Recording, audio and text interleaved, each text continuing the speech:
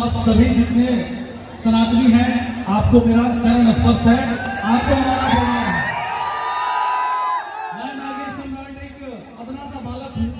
मैंने जीवन में अपने आप को इतना तपाया है सनातनियों के लिए और राम जी के प्रति हमारा जो स्नेह है, इस स्नेह को लेकर के हम 2 साल कारावास में रहे हैं। मुझे शर्म नहीं आता कि मैं जेल गया हूँ।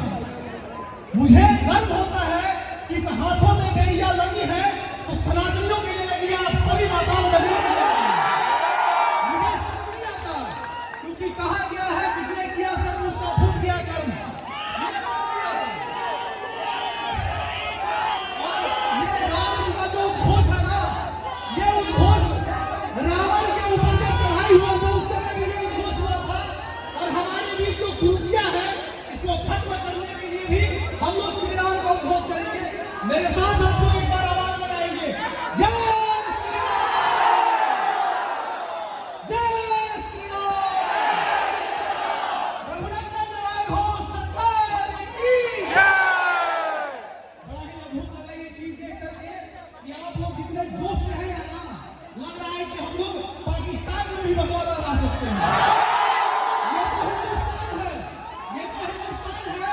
हिंदुस्तान तो भगवान भाइयों का है ही, लेकिन पाकिस्तान भी हमारा है और हम लोग वहां भी भगवान लगाने का काम करेंगे। बहुत ताली दीजिए। खेल का हर दस्तूर बदलता है। खतरे में है हिंदुस्तान। तुम्हें लड़ना होगा, मुझे आजाद तो तुम्हें भगत सिंह बनना होगा।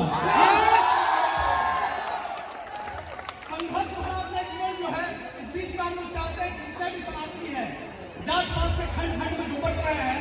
आपको पता हो कि बिहार में अभी जाति गणना हुआ जिसमें सनातनियों को बांट करके 82% कर दिया गया, लेकिन किसी मुसलमान का 1% भी गणना नहीं किया गया।